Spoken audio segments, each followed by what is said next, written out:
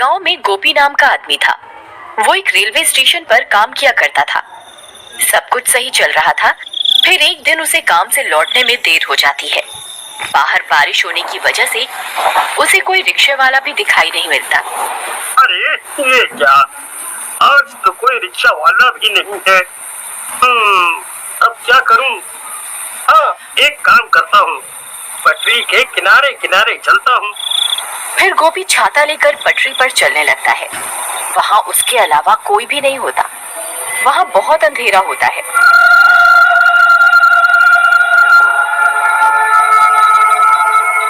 यहाँ तो बहुत अंधेरा है। कहीं मैंने इस रास्ते से आकर कोई गलती तो नहीं कर दी? तभी पीछे से कोई उसका नाम पुकारता है, गोपी गोपी। अरे मर गए रे, यहाँ तो कोई भी नहीं है। फिर पीछे से मेरा नाम कौन पुकार रहा है? क्या करूं? फिर गोपी पीछे मुड़कर देखता है तो वहाँ कोई भी नहीं होता।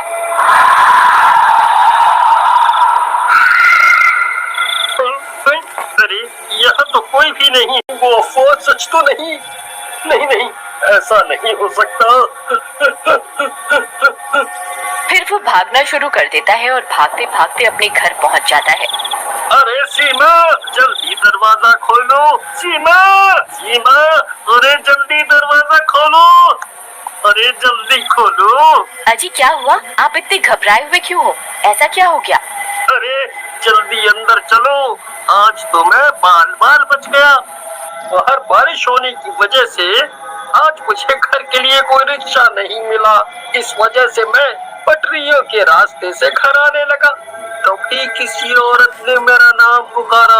मैंने पीछे मुड़कर देखा, वहाँ कोई नहीं था। आपने पीछे मुड़कर क्यों देखा? ये आपने क्या कर दिया? आपको पता नहीं था क्या? सब गांव वालों का कहना है कि अगर कोई औरत पटरियों पर तुम्हें पुकारे तो पीछे मुड़कर नहीं देखना, नहीं तो वो औरत तुम्हारे साथ तुम्हारे घर आ जाएगी। अरे मर गए, ये तुम क्या बोल रही हो सीमा? मैंने तो पीछे मुड़कर देखा था, लेकिन मुझे वहाँ कोई दिखाई नहीं दिया। अब क्या होगा? क्या वो चुड़ैल मेरे पीछे पीछे घर तक आ जाएगी? तभी कोई जोर जोर से उनके घर का दरवाजा पीटने लगता है। अरे मर गए रे, ये इतनी रात गए कौन आ गया? अरे कहीं वो चुड़ैल तो नहीं आ गई? सीमा, तुम जाकर देखो ना, कौन है? फिर सीमा दरवाजा खोलने जाती है। फिर जैसे ही सीमा दरवाजा खोलती है तो उसे वहाँ कोई दिखाई नहीं देता। अरे यहाँ तो कोई भी नहीं है। फिर सीमा दरवाजा बंद कर देती है और कमरे की ओर जाने लगती है कि तभी फिर से कोई दरवाजा खटखटाता है। अरे अब फिर से कौन आ गया? अभी तो कोई भी नहीं था। सीमा फिर से दरवाजा खोलती है लेकिन बाहर कोई भी नहीं होता। लगता है कोई बच्चा शरारत कर रहा है। फिर सीमा दरवाजा बंद कर लेती है, लेकिन बाहर कोई गोपी का इंतजार कर रहा होता है। उसे इंतजार होता है। अरे सीमा, लगता है कोई शरारत कर रहा है। तभी फिर से दरवाजे पर दस्तक होती है। सीमा, इस बार मैं जाता हूँ, तुम यहीं रुको। अभी इन बच्चों को सबक सिखाता हूँ। फिर गोपी दरवाजा खोलने जाता है और जैसे ही दरवाजा खोलता है उसकी आंखें फटी की फटी रह जाती हैं। तभी गोपी की चीखने की आवाज आती है। अजी अजी क्या हुआ? आप ठीक तो है ना? फिर सीमा भागते हुए दरवाजे पर जाती है, लेकिन गोपी का कोई नामो निशान नहीं। कहाँ चले गए? तभी एक गांव वाला सीमा के घर के पास भागता हुआ आता है। अरे सीमा बहन, अनर्थ हो गया। तुम्हारे घर एक औरत सफेद साड़ी में आई और गोपी भाई को घसीटते हुए अपने साथ पटरियों की तरफ ले गई। लेकिन ये कैसे हो सकता है? भला एक औरत इन्हें कैसे घसीट सकती है? अरे बहना, वह कोई आम औरत नहीं थी। उसके पैर उल्टे थे। वो वही चुड़ैल थी जिसे लोगों ने अक्सर पटरियों पर चलते हुए देखा है। वीरू भैया, हमें इन्हें बचाना होगा। आप चलिए मेरे साथ। फिर वे लोग अपने साथ कुछ गांव वालों को लेकर उन रेल की पटरियों की तरफ जाते हैं। वहाँ बहुत अंधेरा होता है। अरे गोपी भाई, आप कहाँ हैं? गोपी भैया, क्या आप मुझे सुन सकते हैं? की तरफ। मुझे बचाओ, कोई मेरी मदद करो। अरे ये तो गोपी भैया की आवाज है, ये तो सामने से आ रही है। चलो भाइयों। फिर वे लोग दौड़ते हुए गोपी की आवाज का पीछा करने लगते हैं और कुछ ही देर में वहां पहुंच जाते हैं। वहां पहुंचकर उनकी आंखें फटी की फटी रह जाती हैं। चुड़ैल ने गोपी को रेल की पटरियों के बीच काट रखा होता है। गोपी का सर बाहर होता है और बाकी का शरीर जमीन के अंदर होता है। अरे गोपी भाई, ये आपको किसने जमीन के अंदर गाड़ दिया? अरे भाई मेरी मदद करो, उस चुड़ैल ने मेरी ये हालत कर दी है। वो यहीं आसपास ही है, जल्दी से मुझे बाहर निकालो। कहीं कोई ट्रेन आ गई तो मैं नहीं बचूंगा। फिर कुछ गांव वाले गोपी का सर पकड़कर उसे बाहर खींचने की कोशिश करने लगते हैं। आई मम्मी, आई। अरे नास मिटो, ये क्या कर रहे हो? मेरी गर्दन धड़ से अलग करना चाहते हो क्या? आई आई। तभी डरावनी आवाजें आने लगती हैं। अरे भाइयों, जल्दी मुझे यहाँ से निकालो। मैं उस चुड़ैल को महसूस कर सकता हूँ, वो यहीं कहीं है। जल्दी करो। तभी वो चुड़ैल वहां पहुंच जाती है। चुड़ैल को अपने सामने देखकर सबकी हालत खराब हो जाती है। अरे मर गए रे, ये तो वही पटरियों पर घूमने वाली चुड़ैल है। अब क्या करें? भाइयों, मैं तो कहता हूँ जल्दी से यहाँ से निकल लेते हैं, नहीं तो ये किसी को जिंदा नहीं छोड़ेगी। अरे कमबख्त, मुझे यहाँ अकेला छोड़कर जाने की बात कर रहा है। मेरा क्या होगा? नहीं नहीं, मैं इन्हें अकेला छोड़कर कहीं नहीं जाऊंगी। तभी उन्हें ट्रेन की सायरन की आवाज आती है। मम्मी, ये तो ट्रेन की आवाज है भाई। अरे मर गया रे, अब मैं नहीं बचूंगा। अरे अरे गाँव वालों, जल्दी मुझे यहाँ से निकालो। फिर जैसे ही गांव वाले गोपी को फिर से निकालने की कोशिश करते हैं, चुड़ैल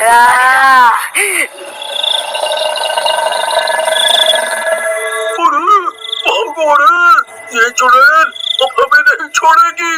भागो। फिर वे सब गांव वाले पटरी से दूर भाग जाते हैं। ट्रेन की आवाज भी अब तेज हो जाती है।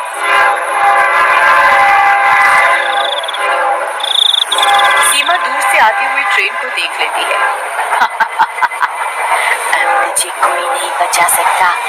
मैं तुझे मारकर तेरी आत्मा पर कब्जा करके और ताकतवर बन जाऊंगी। अब कोई फायदा नहीं है सीमा, ट्रेन बहुत नजदीक आ गई है। अब मैं नहीं बचूंगा। तुम यहाँ से चली जाओ। नहीं नहीं जी, मैं आपको छोड़कर कहीं नहीं जाऊंगी। अगर मरना ही है तो साथ में मरेंगे। फिर इतना बोलकर सीमा गोपी के आगे लेट जाती है। नहीं सीमा, ये तुम क्या कर रही हो? देखो देखो, ट्रेन आ रही है, तुम यहाँ से हट जाओ। ए बेवकूफ औरत, ये तू क्या कर रही है? क्यों अपनी जान देना चाहती है? तू मेरा शिकार नहीं है। सिर्फ तेरे पति ने मेरी आवाज सुनी थी और मुझे पलट कर देखा था। सिर्फ ये मेरा शिकार है। तू इसकी वजह से अपनी जान क्यों दे रही है? चुड़ैल जी, ये मेरे पति हैं। मैं इनके बिना नहीं जीना चाहती। तभी वो ट्रेन और भी नजदीक आ जाती है। लेकिन सीमा का प्यार देखकर चुड़ैल का मन बदल जाता है। उसे भी अपना गृहस्थ जीवन की याद आ जाती है। अरे भाइयों, वो देखो ट्रेन आ गई। अब ये लोगों को कोई नहीं बचा सकता। तभी वो चुड़ैल अपना हाथ उठाती है और अपनी शक्तियों से ट्रेन को... अरे वाह, सीमा, ट्रेन रुक गई, हम तो बच गए। तुम दोनों जा सकते हो, मैं तुम्हारी जान नहीं ले सकती। मेरा एक काम करना, यहाँ झाड़ियों में मेरी लाश पड़ी हुई है, उसका अंतिम संस्कार कर दो। इससे मुझे मुक्ति मिल जाएगी। गांव से दूर एक जेल थी, उसमें एक काल कोठरी थी। पुलिस वालों ने उस काल कोठरी में एक चुड़ैल को कैद किया हुआ था। दरवाजे पर ताबीज टंगा हुआ होने की वजह से वो चुड़ैल शांत थी। लेकिन एक दिन तूफान आता है और ताबीज हवा से उड़ जाता है और वो चुड़ैल जाग जाती है। अरे मर गए रे, राजू भाई जल्दी उठो, देखो उस काल कोठरी से फिर से उस चुड़ैल की आवाजें आ रही हैं। लगता है वो जाग उठी है। अब क्या होगा? फिर वो चुड़ैल दरवाजा पीटने लगती है।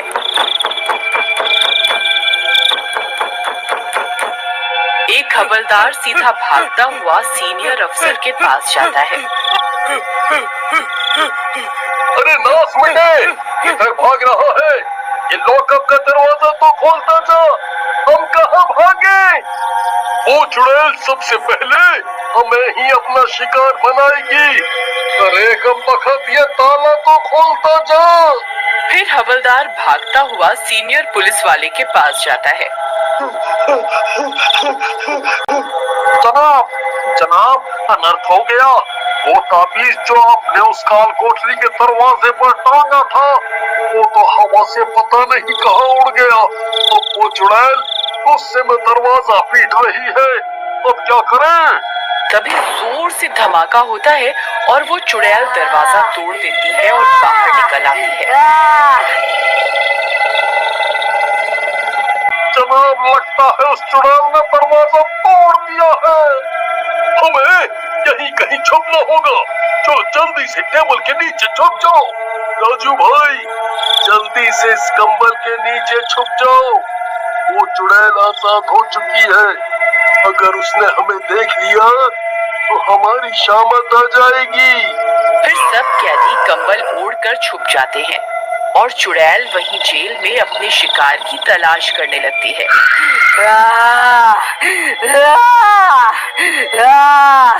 आई मम्मी, राजू भाई, ये तो बहुत नजदीक है। कहीं इसने हमें सूंघ लिया तो? अरे, मैं अभी मरना नहीं चाहता भाई। अरे बेवकूफ, अपना मुंह बंद कर, नहीं तो उसे पता चल जाएगा हम यहाँ हैं। कहाँ मर गए सब के सब? मेरे सामने आओ, मुझे तुम्हारा खून पीना है। बाहर निकलो, मुझे खून चाहिए। फिर चुड़ैल आगे की ओर बढ़ जाती है। भाई, बाल बाल बच गए। चुड़ैल आगे की ओर चली गई है, लेकिन अगर इसे अपना शिकार नहीं मिला तो ये लौटकर वापस जरूर आएगी। भाई, आगे की ओर खूंखार कैदियों की सेल है। चुड़ैल उसी ओर गई है। तभी वो हवलदार छुपता छुपाता वहां आता है। ए बिल्लू, वो चुड़ैल किस ओर गई है? जनाब, वो सीधा उन खूंखार कैदियों के सेल की ओर गई है। मैं तो कहता हूँ मरने दो उन सबको। वो सब के सब खूनी और तेजाब फेंकने के जुर्म में सजा काट रहे हैं। अच्छा है, ये चुड़ैल ही लोगों को इंसाफ दिलवाएगी। ये चुड़ैल खून की प्यासी लगती है। अगर इसे अपना शिकार नहीं मिला तो आज कोई नहीं बचने वाला। हवलदार साहब, आप मुझे और राजू को बाहर आने दो। मेरे पास एक तरकीब है। फिर हवलदार ताला खोल देता है और बिल्लू राजू अपनी सेल से बाहर आ जाते हैं। फिर वो दोनों हवलदार से बाकी की चाबियों का गुच्छा लेकर चुड़ैल का पीछा करने लगते हैं। बिल्लू भाई, वो देखो, वो रही चुड़ैल। तभी चुड़ैल एक कमरे में घुस जाती है। बिल्लू भाई, चुड़ैल उस कमरे में घुसी है।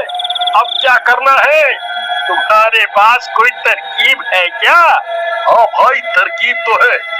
चलो मेरे साथ। फिर वे दोनों सीधा भागते हुए जाते हैं और उन खूंखार कैदियों की सेल के पास पहुंच जाते हैं। उस सेल में 3 कैदी कैद होते हैं जो सब के सब तेजाब फेंकने के जुर्म में सजा काट रहे होते हैं। ए छछूंदर, तू यहाँ क्या कर रहा है? हाँ, चल फुट यहाँ से, नहीं तो तेरी हड्डी पसली एक कर दूंगा। भाई, मैं तो तुम्हारे लिए एक अच्छी खबर लाया हूँ। तुम्हें पता है, जेल में एक सुंदर लड़की आई है। क्या तुम मुझसे मिलना नहीं चाहोगे? अच्छा, ये तुम क्या कह रहे हो? लड़की? हाँ हाँ हाँ, जरूर जरूर। कहाँ है वो? जल्दी बताओ। कालू भाई, तुम पुकारो, क्या पता तुम्हारी भारी आवाज सुनकर जल्दी आ जाए। अरे राम प्यारी, तुम कहाँ हो? जरा जल्दी हो, हमें और मत तड़पाओ। तभी उनकी आवाजें उस चुड़ैल के कानों में पड़ती है और वो सीधा उस सेल की ओर बढ़ने लगती है।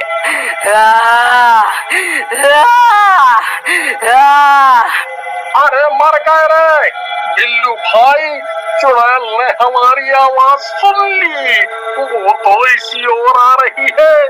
अब क्या करें? क्या है तुम्हारी तरकीब, जल्दी बताओ। तभी कालू की नजर भी उस चुड़ैल पर पड़ती है। उसे देखकर उसकी आंखें फटी की फटी रह जाती हैं। अरे कमबख्तों, ये है वो राम प्यारी जिसके बारे में तुम बता रहे थे। अरे तुम्हारा नाश मिटा, यह तो चुड़ैल है। अरे मर गए रे। अरे उस्ताद, डरो नहीं, हम तो इस सेल में बंद हैं। ये चुड़ैल हमारा कुछ नहीं बिगाड़ पाएगी। अरे छछूंदर, हम तो यहाँ अंदर सुरक्षित हैं। अब तेरा क्या होगा? बिल्लू भाई जल्दी कुछ करो, वो चुड़ैल बहुत नजदीक पहुंच गई है। हमें अभी यहाँ से भागना होगा, जल्दी निकालो यहाँ से। हाँ हाँ, रुको रुको, जिस काम के लिए यहाँ आए हैं पहले वो तो कर लें। ए, किस काम की बात कर रहा है तू? तू क्या करने वाला है? हाँ बोल।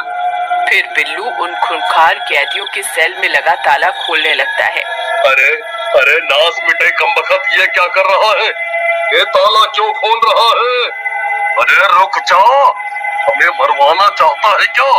अरे मर गए रे कमबख्तों, तुमने लड़कियों पर तेजाब फेंक कर जो जुल्म किया है उसके लिए 10 साल की सजा नहीं, तुम्हें तो मौत की सजा मिलनी चाहिए।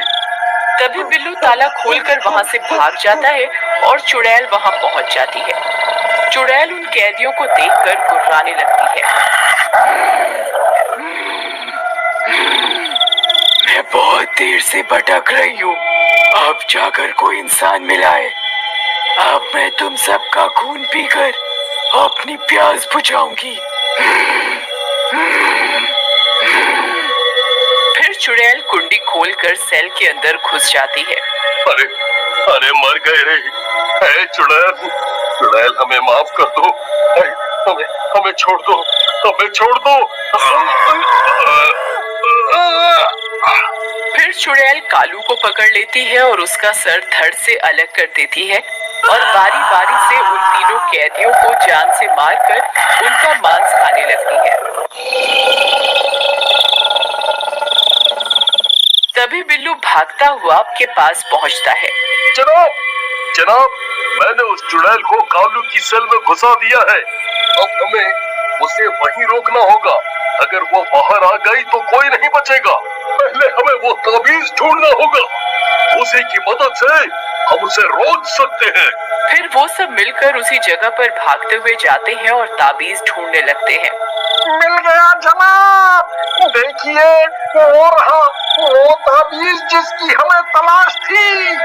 फिर पुलिस वाला वो ताबीज उठाता है और वे लोग सीधा उस चुड़ैल की ओर भागते हैं। चुड़ैल मांस खाने में लगी होती है, तभी उस चुड़ैल की नजर उन पर पड़ती है।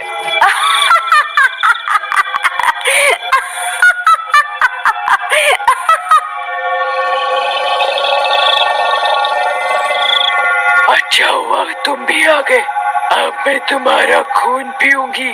जनाब जल्दी से इस ताबीज को कुंडी पर लपेट दो, नहीं तो कोई नहीं बचेगा। फिर चुड़ैल उनकी तरफ बढ़ने लगती है। तभी वो पुलिस वाला ताबीज को कुंडी से लपेट देता है। अरे ये क्या किया तूने?